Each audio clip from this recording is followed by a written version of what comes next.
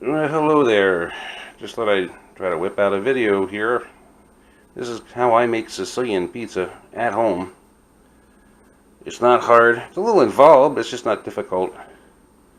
I'll run down what you need. I'll put in the description the ingredient list and everything, all the specifics. But I'm gonna try to make this start to finish. We'll see how it goes. So what you're gonna need? You're gonna need a mixer with a dough hook. Love the KitchenAid. It does great. Some all-purpose flour, bread flour, instant dry yeast. I love the baker's yeast like they use in the pizzerias, but can't find it. Too expensive. Doesn't keep. This works just as well. And more on that in a minute. Kosher salt. Sugar, you can use white sugar. I use brown because it gives me some extra flavor and some depth in the crust. And a cup and 2/3 of hot water. You're best if you use bottled water because that way it doesn't have any chlorine in it, or just get some water out of the tap, put in a spare bottle you have, whatever, let it sit overnight, let the chlorine evaporate out because chlorine will inhibit the action of the yeast. Yeast will actually work better if you have chlorine-free water. So there you go. Look at a 16 by 16 iron Sicilian pan. I managed to find this at a local restaurant supply store used for about $5. I love it. This is the nice way to do it. If you don't have that, of course, you could use a baking sheet. This is 16 by 16. This is 16 by 12. It's about the same. The same recipe will just give you a little bit thicker crust. You can use a smaller pan. Just use a cup less of flour and 1/3 of a cup less of water and a tablespoon less of sugar. I'll tell you all about this. There's proportions to it. It's easy. You could use the same recipe to make regular pizza dough too. But the pan's not horribly important. Just make sure you get your pan oiled. I'll show you that later. We're going to be making our own sauce out of some paste. You could do it out of Roma tomatoes in the can. You can crush those. You can do crushed tomatoes in the can. You can do fresh tomatoes, crush them, whatever you want to do. Just what happens when you put it on is a little bit different than normal. I'll show you that later. So let's get going. So, got our mixer. Make sure the bowl's locked down. Cup and 2/3 of warm water. This should be anywhere between 100 and 110 degrees warm. No, not warmer than 110. This is a candy thermometer. Don't have a thermometer, just take your water and warm it. You can warm it up in a microwave. It will not hurt it. It won't hurt the reaction on the yeast later. Warm it up until you finger in there and it's fairly warm, but not hot. Tepid warm, okay, it'll still work, no problem. But water goes in.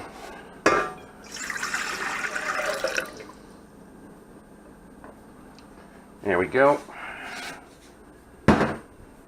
I'll set you down over here. Okay, kosher salt. It up a little bit. Use about a tablespoon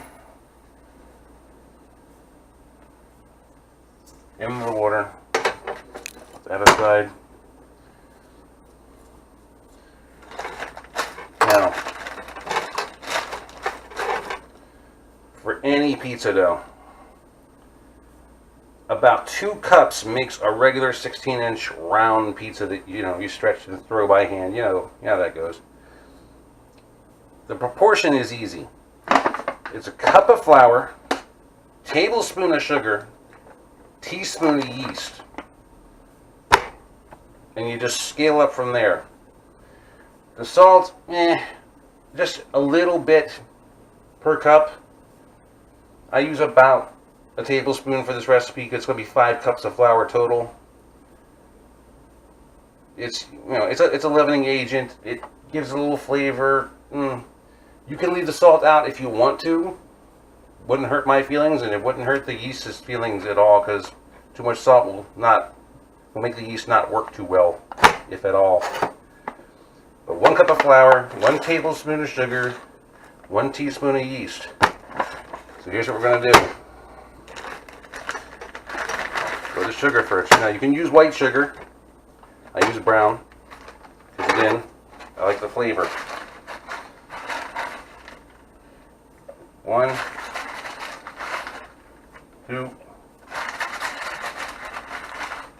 3, 4,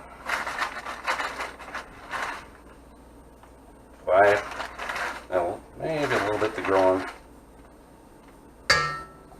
Just like that.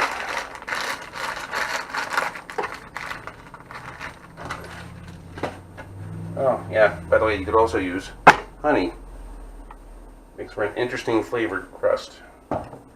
Also at this point, you could also take any fresh chopped herbs you might have. Rosemary, basil, anything like that. You can actually throw it in the water and have a flavored crust. I'm doing this simple today. I'm not doing any of that, but it's an idea. Let's see.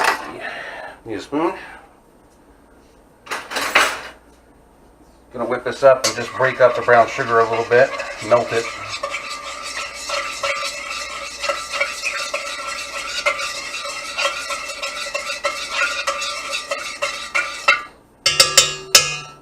There we go. I'm gonna start with the all-purpose. Now I usually use about 50-50 mix on this, because it gives you a lighter crust. It's not so heavy and not so tough. The bread flour can make a very tough kind of bread or crust. So I just mix all-purpose 50-50 with bread flour. Let's see. Start with the all-purpose. Go 1 cup.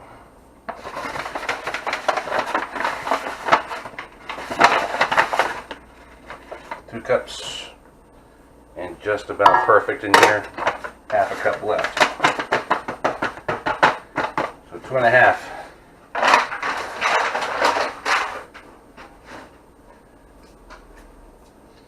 We're going to hold off on the bread flour for now.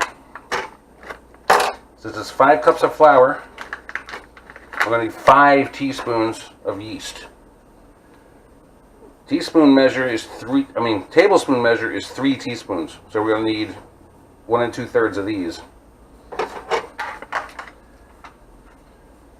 If that's confusing for you what the measures are, look it up online. They're all posted. As long as you get enough in there, it's fine. You can go a little bit over, it won't hurt it. Now that's all the yeast we need right there. That away. That's all the yeast with the salt, with the sugar, with the water, half the flour. Go ahead and mix this up because we want to hydrate the yeast. Okay, so that looks like. Lock down the bowl. Slow speed. We're just going to let this mix until it turns into a sort of slurry. And you either see very little or don't see any dry stuff. And then we'll add the rest of the yeast. Stand by. There you go, that's been about a minute. This thing got a few lumps, it's no big deal. A little bit dry on the edge, it's okay. But see, it's all nice and hydrated now. So we're going to get the other 3 cups of flour in here and then let it take off. Stand by. There we go. I said 3 cups, it's out of 2.5. So 2.5 cups of the bread flour in. Lock down. On low. Now, generally you just let this mix for about 10 to 12 minutes. Let it do its thing. I keep an eye on it to make sure it's got enough moisture, it's not too dry, not too wet. You could adjust this as you go. How do you tell? Well, if it's too wet, once this all starts getting incorporated, you can look down there to the bottom of the dough ball, and this will form a dough ball. And you'll see the bottom's kind of sticking to the bottom of the bowl. You just drop a little bit more flour in there, and by a little bit I mean no more than like a tablespoon at a time. And it'll absorb that flour, and it'll pull it up, and it'll start to firm up for you. Sicilian dough, I like to keep it a little bit moister than regular because it helps with the rise, and it helps with color, flavor, all kinds of things. It's just different. It's a bit much to explain. But keep looking down in there. So you have down that side. It's a little dry, but it's incorporating. Keep looking at the bottom as it goes around. You can kind of tell what's going on.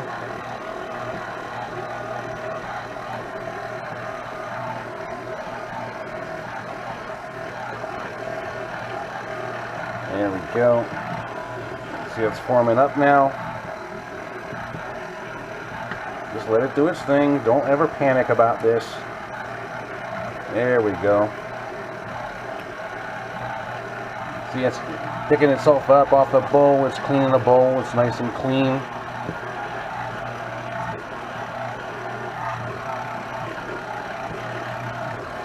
Beautiful. If you're worried about it, wait till it comes around, shut it off, feel it. It should feel barely sticky to the touch.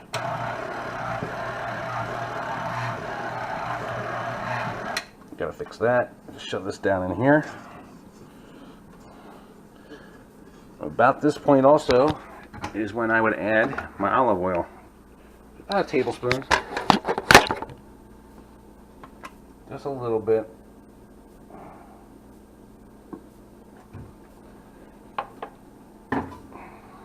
Just let it spin, let it absorb. It'll spin in the bowl like that until it absorbs into the dough. And then it'll catch again and it'll start kneading. But pretty much once it gets all together like this, 8 to 10 minutes. You have to give it the 8 to 10 minutes next time. It develops gluten in the dough, which gives it a little body. Again, if it was all the bread flour, just this, instead of the bread flour and all-purpose, 8 to 10 minutes is going to make for a kind of a hard dough. Now, some people like that. They like a lot of chew to it. They like a lot of crackle to it. All up to you. Experiment with this. With a basic recipe that I told you about: 1 cup flour, 1 teaspoon of sugar, 1 cup of flour, 1 tablespoon of sugar, 1 teaspoon of yeast, and a pinch of salt. You can't go wrong. It may not turn out the way you want at first, because hey, everything takes a little learning, but you'll be able to eat your mistakes and it won't be that bad. See, that's now starting to incorporate again. The hook just pushing into the bowl. It's kneading it for you. You don't have to take this out and do it by hand. There's no need. So we'll get another 8 minutes. We'll be back. Okay, it's been about 8 minutes. You can see how the bowl cleaned itself. The dough looks nice and smooth.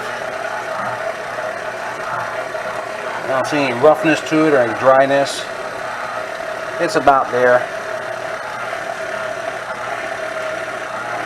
Let's see. There we go. Turn that off, unlock it, pull it up. Check up here for an extra dough. Just shove it in there like that. It should come off of here nice and clean. Pull it out and bring it over here. There we go. Now, what you're going to do, find the smooth side and just roll it like this. Turn it under itself. Okay? And when you get like that, you just turn it into itself like this. What you're going to do is make a football.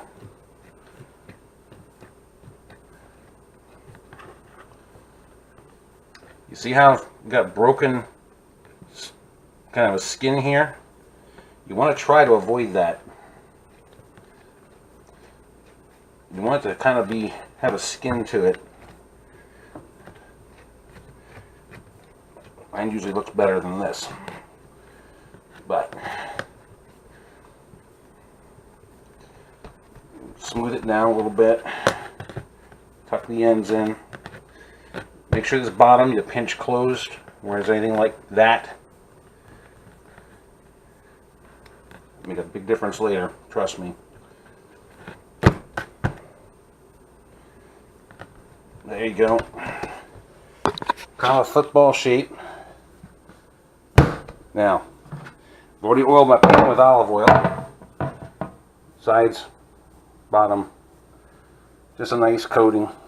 Put it right in the center. Take your olive oil. Pour some over the top of your dough. Cover your dough with olive oil. This will soak into the dough, give you even more flavor. Plus, it'll keep your dough from sticking. Also, later, when this rises, you're going to pick this up and flip it over. And this oil between the dough and the pan, when you go to bake this, it's going to fry that dough in the oven. And oh boy, that's good.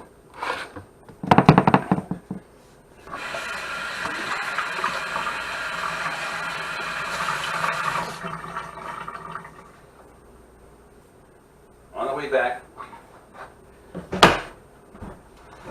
get your plastic wrap.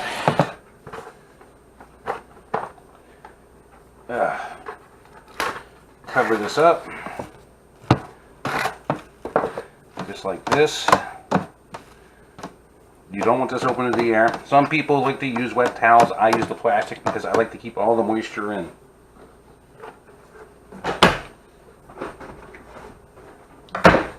And we'll set this up on the oven. You want this in a nice warm place. In the winter, it's a little bit of a challenge. My oven here, there's a vent on this back burner that goes down into the oven. So what I do, even in the summer, turn temperature until it just sort of clicks, a little below 150 or warm. Put it on bake, and just let that warmth come out of that vent. It'll warm this pan, it'll warm the dough. This stuff will start rising on its own very soon. Oh, so you get to see what that looks like, see the size of it. Be back in a while, and we'll show you what it does when it rises and what you can do with it. Now, meantime, I'm going to make up some sauce here. This is fairly basic. I'm going to use 6-ounce can of paste and about a can and a quarter can and a half of water. You come up with like 12, 16 ounces of sauce, which should be enough to take care of this. You don't want a ton of sauce for this. Kosher salt, fresh cracked black pepper, red pepper flake, garlic powder, oregano. I have fresh, but I'm going to use the dry today. Again, a little sugar. Just for you put a little sweet with the hot. It's a nice contrast. And some olive oil. Won't bore you showing me making it. But basically, you season this to taste. I mean, teaspoon, 2 teaspoon, teaspoon of cracked black pepper, can plus a can, quarter can, and a half of water. Half a teaspoon to a teaspoon of pepper flake. I use a lot of garlic, maybe half a tablespoon. I'll go at least a tablespoon of the oregano, nice and herby. Tablespoon of oil, probably tablespoon and a half of the sugar. Again, I use the brown because I like the flavor. You can use white, it's okay. Or again, you can use the honey, whatever you want to do. If you have fresh herbs, just go ahead and pick them, chop them up to your liking, coarse, fine, whatever you want to do, throw them in there, mix it up. I'll be back. There we go, sauce is done. Just paste and all those ingredients I told you, and water, and use a whisk. Made real short work of it. That's all done. Let's set that aside and let that incorporate itself a little bit. Ooh, why is that so bright? Okay. Got some homemade sausage we're going to use. Just a regular Boston butt roast, about $1.30 a pound at the store. Just take the bone out, run it through the grinder attachment on the mixer. Put whatever seasoning I want in there, anise, fennel. Again, you can look up online, you can make classic Italian sausage. There's ways to case it. I've got the equipment for that, but I don't usually bother. But we're going to put this on our pie later, plus some baby portobello mushrooms sliced and some pepperoni. Oh, yeah. Oh, I knew I was forgetting something. Hang on. There we go. Mozzarella. You'll need a pound of mozzarella. Sliced, diced, shredded, whole. Up to you. I get the Galbani whole milk. This is like 2 pounds for $7 usually. Regular price at my store. Can't beat it. Publix has a part skim 2-pound bag pre-shredded. It's like $10. I'd rather save the $3 and get an extra pound of cheese. And plus you can cut this up and use it for other things. With the Sicilian, usually once this is spread out, you put the cheese down first, and your toppings, and then the sauce. That's just the way it's made. It's kind of like Chicago pie, but it's in a square pan, and not as thick as Chicago pie. I guess I could slice this up to lay out there. You could shred it with a box grater if you got it, and just put it in that way. It works in any way you want to go. Only difference, it's minor. If you slice this up in thin slices, like this, and lay it all down at the bottom of the pizza, you'll get more of that stringy when you pull the slices out. Depends on whether you want to deal with that or not. I usually don't. It melts together. It's got enough chew to it. I don't really care. But there you go. 1 pound of mozz. You could also, if you're feeling froggy, get some sliced provolone. Lay some of that down in there too. Works really good. Back later with more. Okay, so now it's been about an hour and a half later, and you can see it's more than doubled in size. So now we're going to flip this, punch it down, and stretch it out a little bit. I'll show you that.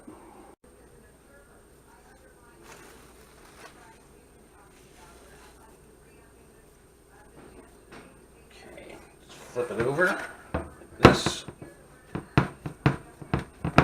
Stretch it from the middle out.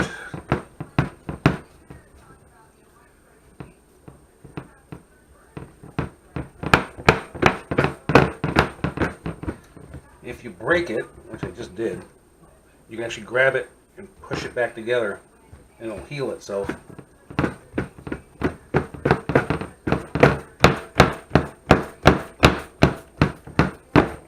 You don't want to pull too much like this. Basically just punch it down with your fingers.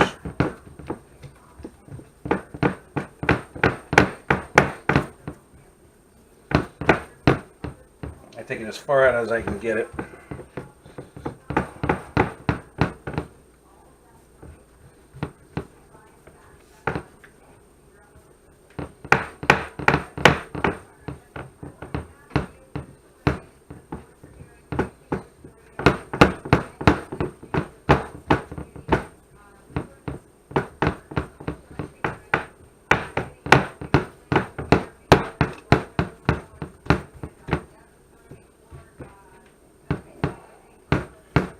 Bad. Wash my hands up a little bit and give you a look at this.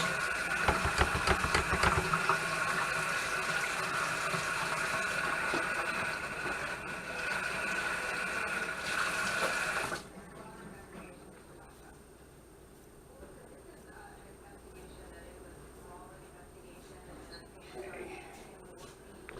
we go. See if I can get you a better look.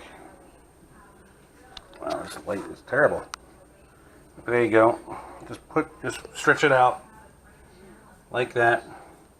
This is going to take about another hour and a half, 2 hours maybe.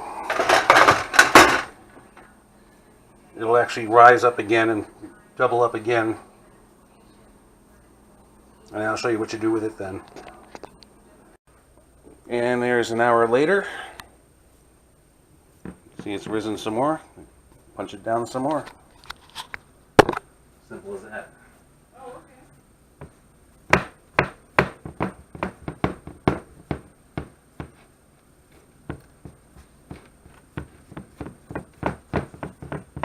That's the edges.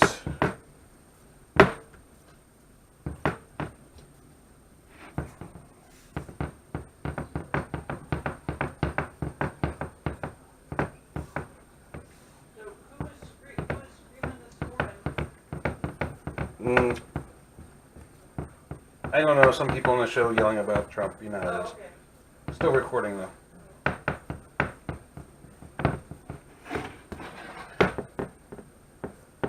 There we go.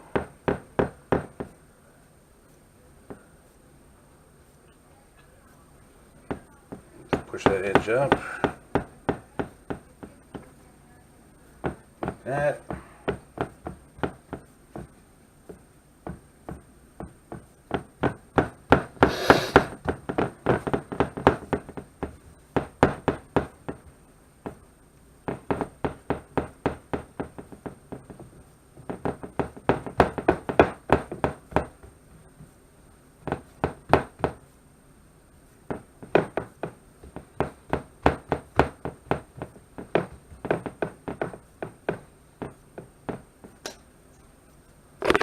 Go. A little bit more rice, and then we'll dress it out and get cooking. Yep. So about 450. It's going to run about 12-15 minutes. Here's the stuff. All I'm going to do is dress the pie. You can talk if you want.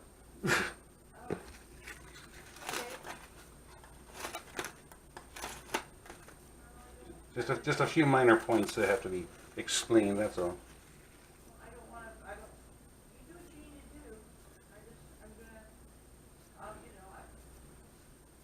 do. I'm going to do this the old-fashioned way. Get cheese down first. Get it upside down. Okay.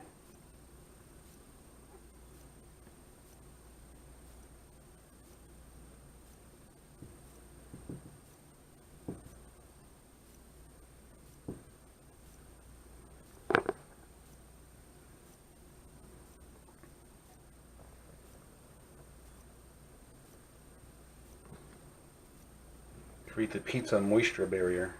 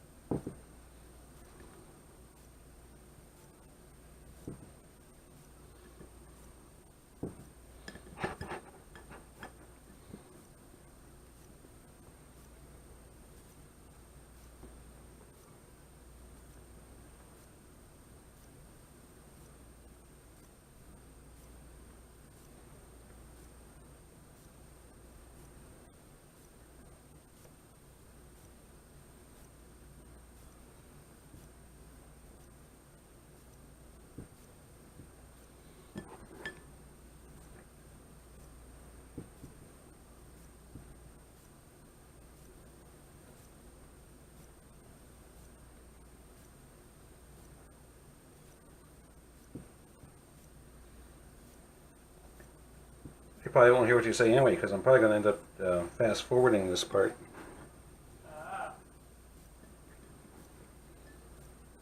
Because if I don't, it's going to make it too long and boring. And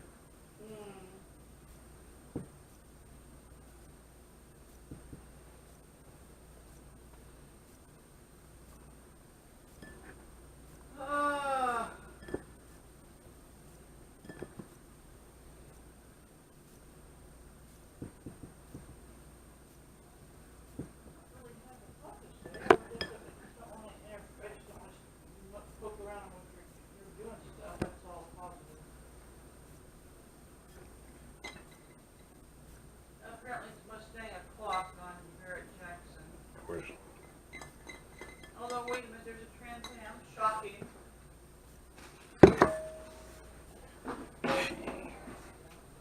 there we go. Nice level layer of cheese. Creates a nice barrier on the bottom. Now we go for this the sausage.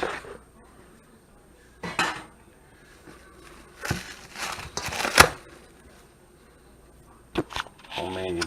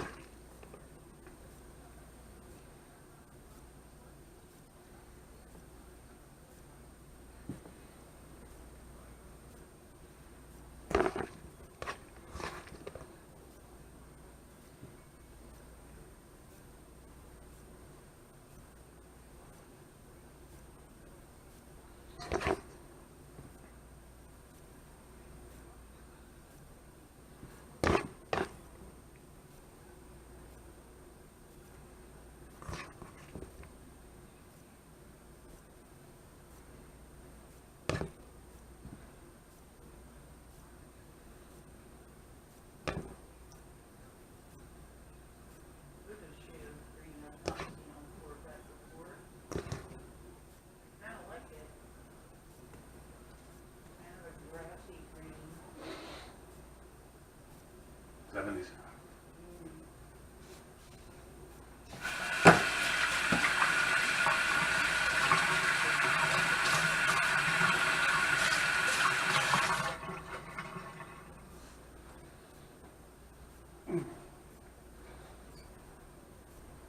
So the sausage is done.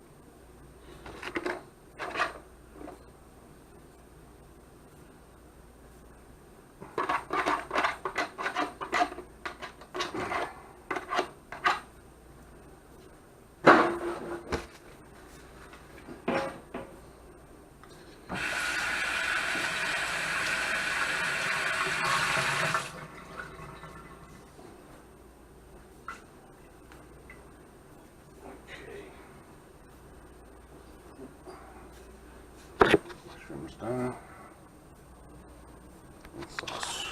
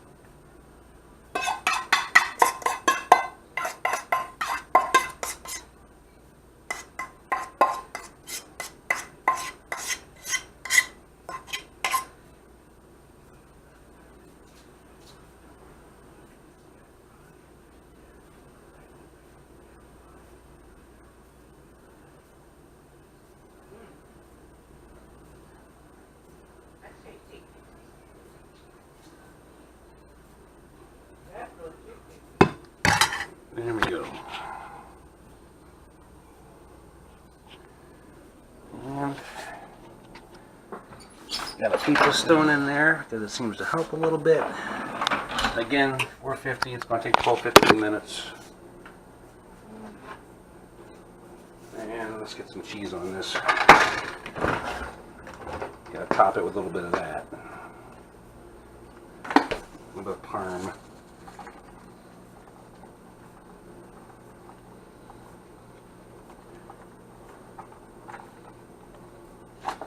And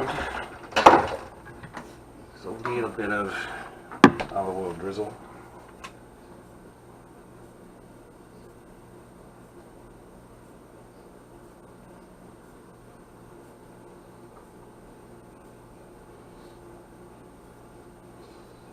Go. We'll see how that does.